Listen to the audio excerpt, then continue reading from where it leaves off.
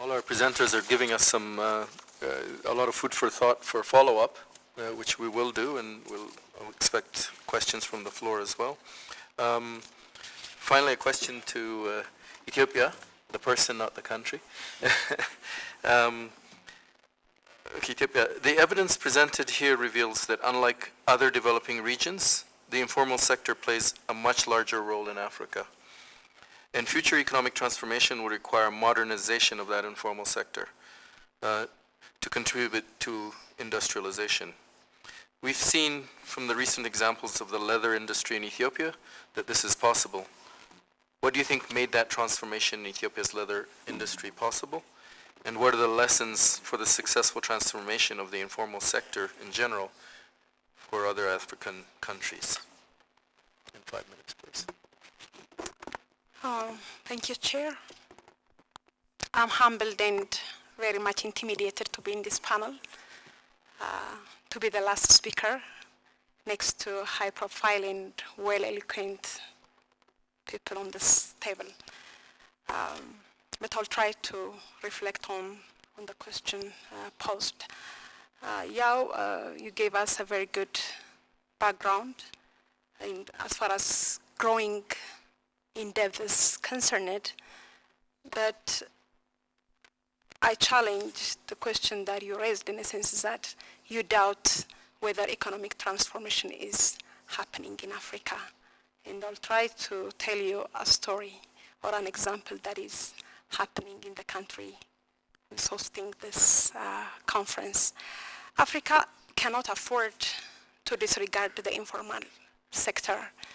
Whenever we are talking about the high population, especially of youth, we need to have an employment opportunity, and this employment opportunity cannot be coming only from the formal sector. The informal sector plays a great role. And the informal sector for Africa is an opportunity to tap on its indigenous knowledge. Africa has its own way of doing things. So it is very important that we support through incentives and supports so that Africa will exercise, or it will go about its own, the African way of introducing innovations and making development happen. So it is very important for African countries to consider the informal sector. When it comes to the leather and leather products industry in Ethiopia, it was very much lagging before 2 decades. And in addition to that, it was challenged because of cultural discrimination that is given to the people who are involved in that sector. It was like a taboo for someone to be engaged in the leather informal sector. So it was very much challenging for the government and for all partners working in the sector to bring about a change in perception toward this, the sector. But the way that the government go about it is in identifying the potential, particularly the natural endowment, in the sense that Ethiopia, in terms of livestock population, we stand as the first, the sixth in the world and first in Africa. And we are also blessed with high and cheaper, abundant manpower. So there is a need for introducing and working on a sector that can accommodate this available manpower, and the leather industry is one of that. So it was very important that, and timely for the government to identify the sector and put in place policies and strategies and clearly articulate in its growth and transformation plan the attention that is accorded to the leather industry and sector. The other thing, you know, the leather industry was happening from the 1920s onwards, and quite a number of the informal sector, also the formal sector, was owned by family businesses. This was an opportunity for knowledge and skill transfer within the family members. That is one important thing to consider. So having that, regardless of this natural endowment and other factors, positive factors that we have, like I said earlier, it was lagging behind for a good part of our history. So actually, what the government has done was coming up with policies and strategies that can change and that can support it. This has to do with establishing an institution, particularly the Laser and Laser Products Institute, and supporting the informal sector. This has to do with organizing youth into groups, providing working space, land, and arranging credit facilities and encouraging private savings and investments that is coming from the informal sector.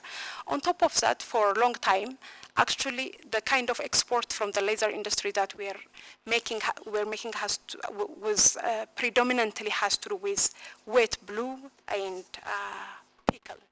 So this was the case until 2007. In 2007, the government introduced a high tax on the exportation of this kind of materials and encouraged the tanneries to focus on exporting crust. Actually, this also was intervened with another legislation that again introduced high taxation so that tanneries are encouraged to export finished products. This actually, this created a very good environment for the informal sector to flourish and for value addition to happen. In addition to that, regardless of that, the sector was suffering from low inputs. So one of the things that was adopted in Ethiopia was to work across the value chain. It was an integrated kind of development that is taking into consideration the animal resource management, meat processing, and laser products industry. So through which extension and vet services has been improved, different value addition mechanisms has been introduced. In addition to that, having the Leather and Leather Products Institute, it helped to develop the capacity of the youth who are working in that sector. And government is working with all its challenges in order to help and facilitate adoption and diffusion of new technology for the sector.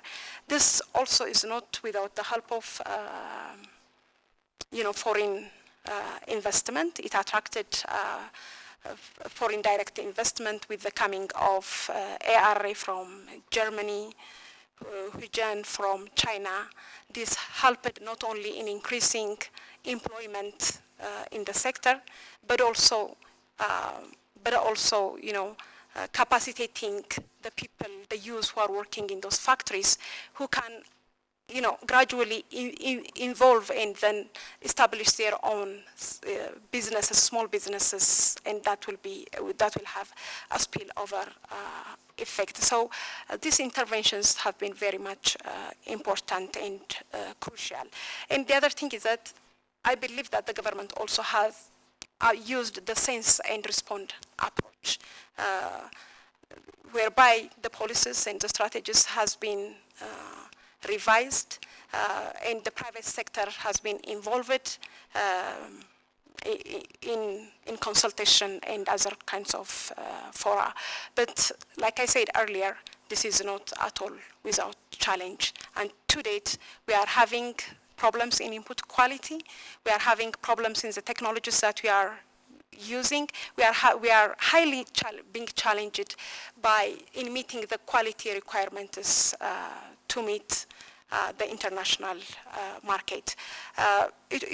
Another factor that was considered was putting infrastructure, power, logistics, having dry ports in different places, introducing multimodal transportation that helped in bringing inputs. So this and other policy interventions has really helped. So I believe the lesson for other African countries and also for it, which also applies for Ethiopia, is that we need to develop policies and strategies considering the peculiar circumstances of the specific country, not copying whatever is happening next door or elsewhere in the world. The last point that I would like to raise is that for a government and a leader who is serious about promoting economic transformation, the appointments of heads and people who are leading these important factors should be merely merit-based, competence-based, and it should be evaluated by the results that they are able to deliver, and it should not be used for patronage or to pay political debts. Thank you.